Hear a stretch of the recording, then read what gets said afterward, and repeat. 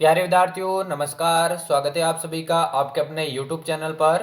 तो आज की क्लास में हम बात करने वाले दोस्तों चतुर्थ श्रेणी की परीक्षा के लिए राजस्थान जीके के मोस्ट इंपोर्टेंट प्रश्नों के ऊपर। तो जितने भी छात्र छात्राएं तैयारी कर रहे हैं चतुर्थ श्रेणी यानी फोर्थ ग्रेड 2025 की, बिल्कुल आज की क्लास आपके लिए इंपोर्टेंट होने वाली है। प्रत्येक प्रश्न का आंसर आपको साथ साथ में देते रहना है ताकि आपको पता चल सके दोस्तों कितने प्रश्न आपको आ रहे हैं। बहुत ही महत्वपूर्ण प्रश्न है तो बिना किसी देर के आज के महत्वपूर्ण प्रश्नों की क्लास को शुरू करते हैं। पहला प्रश्न आपसे पूछा गया है, राम स्नेही संप्रदाय की सिंहतल शाखा के प्रवर्तक कौन थे?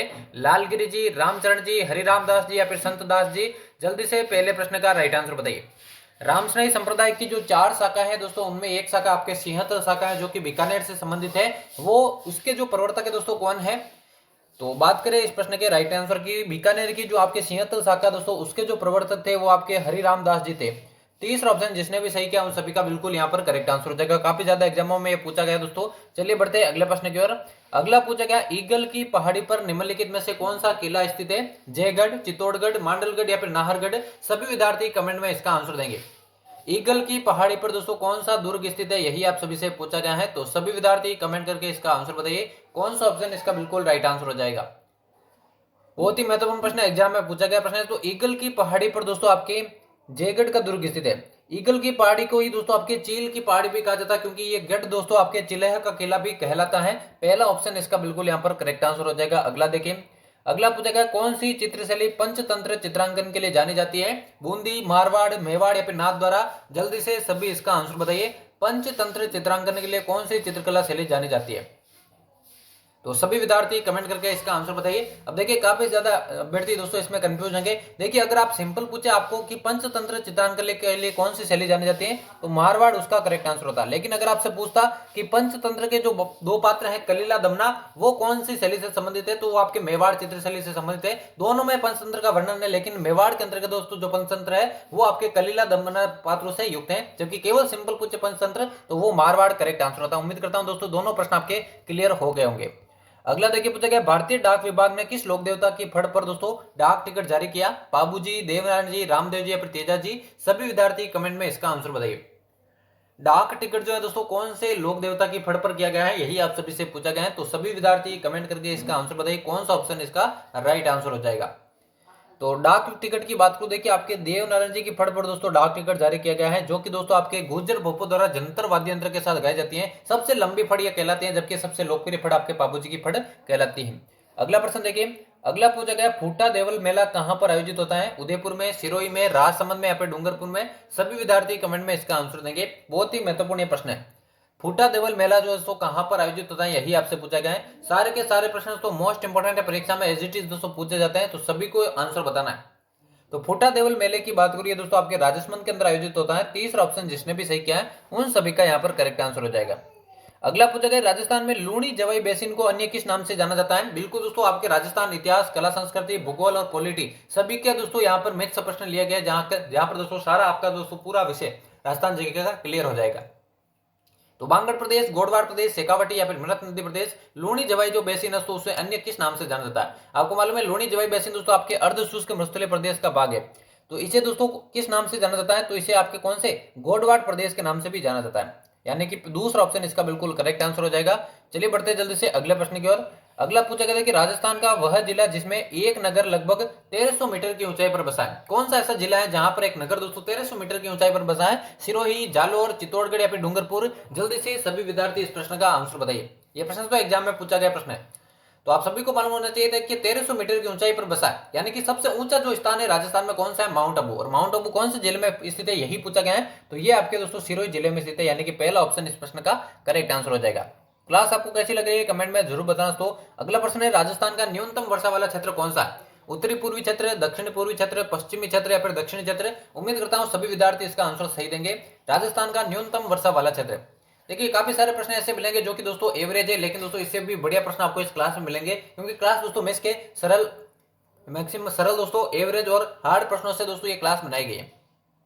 और क्लास के एंड में बताना तो टोटल कितने प्रश्न आपके सही हो पाते हैं। तो राजस्थान का देखिए न्यूनतम वर्षा वाला क्षेत्र आपके पश्चिमी क्षेत्र है। यानी कि पश्चिमी राजस्थान में सबसे कम वर्षा होती है। तीसरा ऑप्शन इसका राइट आंसर हो जाएगा। अगला देखिए, अगला पूछेगा, डूंगरपुर तथा बांसवाड़ा के अधिकांश भाग में कौन सी मृदा है? रेवेरिना मृदा, लाल दोमट या लोम मृदा, ग्रे ब्राउन मृदा या फिर जिप्सी फेरस मृदा? कौन सा ऑप्शन यहाँ पर राइट आंसर हो जाएगा? डूंगरपुर और बांसवाड़ा के अधिकांश क्षेत्रों में दोस्तों कौन सी मृदा पाई जाती है, यही आपसे पूछा गया है। तो डूंगरपुर और बांसवाड़ा ये राजस्थान का सबसे दक्षिणी क्षेत्र है और यहाँ पर दोस्तों लाल दोमट या लाल लोमी मृदा पाई जाती है। लाल दोमट को ये दोस्तों लाल लोमी मृदा कहते हैं। दूसरा ऑप्शन यहाँ पर इसका राइट आंसर हो जाएगा। अगला प्रश्न देखिए पूछा गया, तिलवाड़ा में लूणी नदी से कौन सी नदी मिलती है। तिलवाड़ा जो स्थान है दोस्तों वहां पर लूणी नदी से इसकी कौन सी सहायक नदी मिलती है, मीठड़ी, जवाई, सूखड़ी या फिर माही। जल्दी से सभी विद्यार्थी इसका आंसर बताइए, कौन सा ऑप्शन राइट आंसर हो जाएगा। ये वही तिलवाड़ा दोस्तों जहां पर चैत्र माह में दोस्तों आपके मल्लीनाथ जी का मेला लगता है और वहां पर इनका मंदिर भी स्थित है। तो तिलवाड़ा में जो नदी आपके लूणी नदी से मिलती है वो आपके सूखड़ी नदी है। तीसरा ऑप्शन इसका बिल्कुल यहाँ पर राइट आंसर हो जाएगा। अगला प्रश्न देखिए पूछा गया, नागौर जिले में कौन सी झील स्थित है।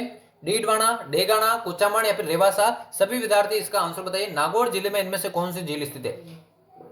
तो इस प्रश्न से दोस्तों आपको नागौर जिले की जिलों के बारे में भी दोस्तों जानकारी हो जाएगी और प्रश्न का आंसर आपको देना है कमेंट बॉक्स में। सीईटी 2023 में पूछा गया प्रश्न है। तो डीडवाना झील की बात करूं, डेगाना की बात करूं, कुचामण की बात करूं, ये सभी आपके कहां पर है, नागौर के अंदर है। लेकिन जो रेवासा झील है दोस्तों वो आपके सीकर के अंदर स्थित है और इसका वर्णन दोस्तों कर्नल जेम्स टोड ने अपनी पुस्तक में भी किया था। यह भी बात आपको ध्यान में रखनी है। अगला देखिए पूछा गया, प्रतिहार शासक जिसने सर्वप्रथम जालोर को राजधानी बनाया था वो कौन सा था। नागभट्ट प्रथम, नागभट्ट द्वितीय, महेंद्रपाल प्रथम या महेंद्रपाल द्वितीय। इसका आंसर आप सभी को बताना है। राजस्थान के इतिहास से संबंधित, वंश क्रम से संबंधित प्रश्न तो प्रतिहार शासक कौन सा था जिसने सर्वप्रथम अपनी राजधानी जो है जालोर को बनाया था। तो जालोर को राजधानी बनाने वाला जो प्रथम शासक था वो आपके नागभट्ट प्रथम था जिसने जालोर को सबसे पहले राजधानी बनाया। चलिए अगला प्रश्न देखिए। अगला देखिए पूछा गया, सुधा प्रबंध किसने लिखी। सुधा प्रबंध जो पुस्तक है किसके द्वारा लिखी गई थी, नाथा, मंडन, कुंभा या फिर गोविंद। सभी विद्यार्थी इसका आंसर बताइए, सुधा प्रबंध जो पुस्तक है किसके द्वारा लिखी गई थी, यही आप सभी से पूछा गया है। बहुत ही महत्वपूर्ण प्रश्न एग्जाम में पूछा जाता है कई बार। तो सुधा प्रबंध जो पुस्तक है दोस्तों वो आपके राणा कुंभा द्वारा लिखी गई थी, राणा कुंभा द्वारा लिखी गई। तीसरा ऑप्शन इस प्रश्न का राइट आंसर हो जाएगा। अगला प्रश्न देखिए पूछा गया, 1923 में ब्यावर से राजस्थान नामक साप्ताहिक पत्र किसने प्रारंभ किया था। ऋषिदत्त मेहता, रामनारायण चौधरी, विजय सिंह पथिक या फिर जयनारायण व्यास। सभी विद्यार्थी कमेंट में इसका आंसर बताइए। जो राजस्थान नामक समाचार पत्र है, साप्ताहिक पत्र, ठीक है ना, राजस्थान नामक जो साप्ताहिक पत्र है 1923 में दोस्तों ब्यावर से किसके द्वारा प्रारंभ किया गया था। तो ये आपके दोस्तों ऋषिदत्त मेहता द्वारा प्रारंभ किया गया था। एग्जाम में काफी बार पूछा गया प्रश्न है, आपको ध्यान में रखना है। अगला प्रश्न देखिए। अगला पूछा गया, राजस्थान महिला परिषद की स्थापना उदयपुर में 1947 में किसके द्वारा हुई थी। शांता त्रिवेदी, कृष्ण व्यास, लक्ष्मी देवी काबरा या फिर कमला स्वाधीन। करेक्ट आंसर आपको बताना है। इन दो के अलावा दोस्तों भी काफी सारे एग्जामों में प्रश्न पूछा गया, इससे इंपॉर्टेंट है। राजस्थान जो महिला परिषद की स्थापना है 1947 में उदयपुर में किसके द्वारा की गई थी। तो आपको ध्यान में रखना, ये शांता त्रिवेदी द्वारा की गई थी। पहला ऑप्शन इसका राइट आंसर हो जाएगा। अगला पूछा गया, अजमेर मेरवाड़ा का राजस्थान में विलय कब हुआ था। 26 जनवरी 1956, 1 नवंबर 1956, 26 जनवरी 1950 या फिर 30 मार्च 1949। करेक्ट आंसर इस प्रश्न का क्या हो जाएगा। क्लास के एंड में बताना तो कितने प्रश्न आपके सही होते हैं ताकि आपको अपनी तैयारी का मालूम चल सके। तो अजमेर मेरवाड़ा का राजस्थान में विलय कब हुआ था, यही आपसे पूछा गया। तो अजमेर मेरवाड़ा का जो राजस्थान में विलय है दोस्तों वो आपके 1 नवंबर 1956 को आता। दूसरा ऑप्शन इस प्रश्न का यहाँ पर राइट आंसर हो जाएगा। अगला प्रश्न देखिए। अगला पूछा गया, सुगंध दशमी पर्व है, जो सुगंध दशमी जो त्योहार है दोस्तों वो कौन सा किसका है। जैनियों का, वैष्णवों का, विष्णुइयों का या फिर जसनातियों का। सभी विद्यार्थियों को इसका आंसर बताना है। तो कौन सा ऑप्शन इसका बिल्कुल करेक्ट आंसर हो जाएगा, सुगंध दशमी पर्व।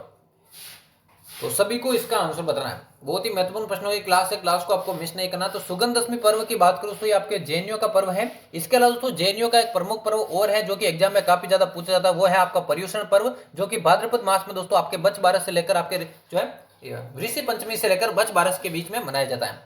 चलिए अगला प्रश्न देखिए।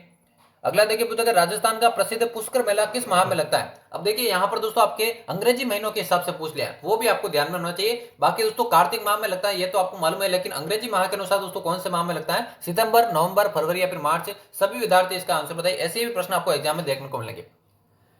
तो अगर इसका मालूम है दोस्तों, ये आपको मालूम है कि ये कार्तिक माह में लगता है, तो इसका आंसर आप दे सकते हैं, क्योंकि कार्तिक माह दोस्तों दीपावली का त्योहार है। और दीपावली कब आती है राजस्थान में, अक्टूबर या नवंबर में आती है। अक्टूबर यहाँ पर ऑप्शन में नहीं है, तो नवंबर इसका करेक्ट आंसर होगा। इस प्रकार से भी आप इसका आंसर दे सकते थे अगर आपको यह मालूम है कि पुष्कर का जो मेला है वो कार्तिक माह में लगता है और कार्तिक माह में हमेशा आपकी दीपावली आती है, और दीपावली या तो अक्टूबर में आती है या फिर नवंबर में। इस प्रकार से भी आप इसका आंसर दे सकते थे। अगला देखिए पूछा गया, कूद नृत्य किस जनजाति का है। भील जनजाति का, मीणा जनजाति का, कथौड़ी का या फिर गरासिया का। सभी विद्यार्थी इसका आंसर बताइए। पटवार के अंदर ये प्रश्न एक बार पूछा गया है, कूद नृत्य कौन सी जनजाति का नृत्य है। तो जल्दी से सभी विद्यार्थी इसका आंसर बताइए। और चैनल को जिसने भी सब्सक्राइब नहीं किया तो सब्सक्राइब करना, क्योंकि सभी विषयों के दोस्तों जल्दी दोस्तों आपकी क्लासेज लगा दी जाएगी। अभी राजस्थान जी के और हिंदी की क्लासेज लगाई जा रही हैं, बाकी सब्जेक्ट की भी, चाहे साइंस हो, कंप्यूटर हो, और बाकी सब्जेक्ट की भी जल्द क्लासेज लगाई जाएगी। तो कूद नृत्य की बात करिए आपके गरासिया जनजाति का है। चौथा ऑप्शन इस प्रश्न का यहाँ पर राइट आंसर हो जाएगा। अगला देखें, अगला पूछा गया राजस्थान में कुंदन कला के लिए कौन सा क्षेत्र प्रसिद्ध है? हनुमानगढ़, जयपुर, धौलपुर या फिर सीकर? सभी विद्यार्थी इस प्रश्न का आंसर देंगे। कुंदन कला के लिए कौन सा क्षेत्र प्रसिद्ध है? तो सभी विद्यार्थी कमेंट बॉक्स में इसका आंसर दीजिए, कौन सा ऑप्शन बिल्कुल राइट आंसर हो जाएगा। तो राजस्थान में कुंदन कला के लिए दोस्तों आपका जयपुर जिला प्रसिद्ध है। दूसरा ऑप्शन इस प्रश्न का यहाँ पर राइट आंसर हो जाएगा। अगला देखिए, पूछा गया रणथंभौर को राष्ट्रीय उद्यान कब घोषित किया गया था? 1960, 1970, 1980 या फिर 1990? सभी विद्यार्थी कमेंट में इसका आंसर बताइए।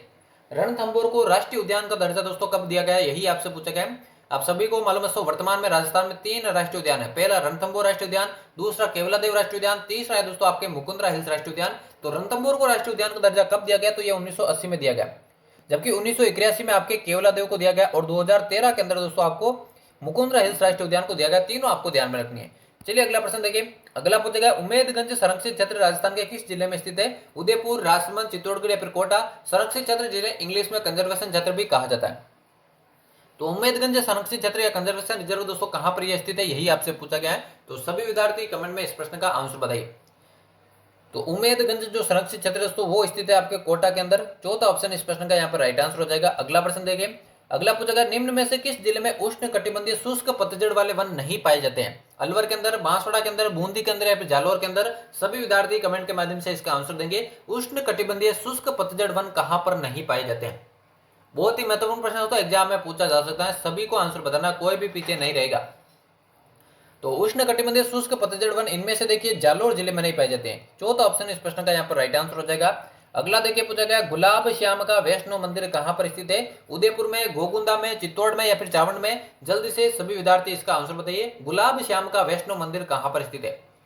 बहुत ही महत्वपूर्ण प्रश्न है, एग्जाम में पूछा गया, आगे भी पूछे जाने की पूरी संभावना है। तो गुलाब श्याम का वैष्णो मंदिर दोस्तों वैसे तो घोगुंदा के अंदर है, लेकिन घोगुंदा चूंकि उदयपुर में है, लेकिन उदयपुर और घोगुंदा जब ऑप्शन में दोनों आपको दिखाई दे तो दोस्तों पहली प्राथमिकता आपको स्थान को देनी है, ना कि जिले को। यहाँ पर दोस्तों पहली प्राथमिकता आपको घोगुंदा को देनी है। भले दोस्तों ये उदयपुर के अंदर स्थित है, लेकिन उदयपुर दूसरे नंबर पर आएगा। अगर घोगुंदा ऑप्शन में नहीं आता तो उदयपुर करेक्ट होता, लेकिन स्थान दे दिया है घोगुंदा, तो वहां पर दोस्तों आपके गुलाब श्याम का वैष्णो मंदिर स्थित है, यही इसका करेक्ट आंसर हो जाएगा।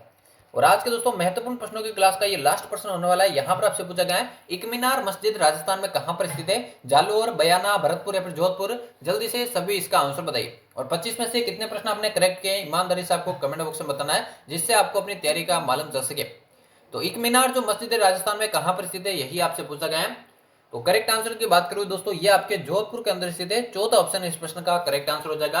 तो यहाँ पर हमारे चतुर्थ श्रेणी की परीक्षा के लिए राजस्थान जीके के मोस्ट इंपोर्टेंट प्रश्नों की क्लास समाप्त होती है। उम्मीद करता हूँ क्लास आप सभी को पसंद आई होगी। डेली चैनल पर इसी तरह की क्लासेस पाने के लिए चैनल को सब्सक्राइब करके बेल आइकन को प्रेस कर दे।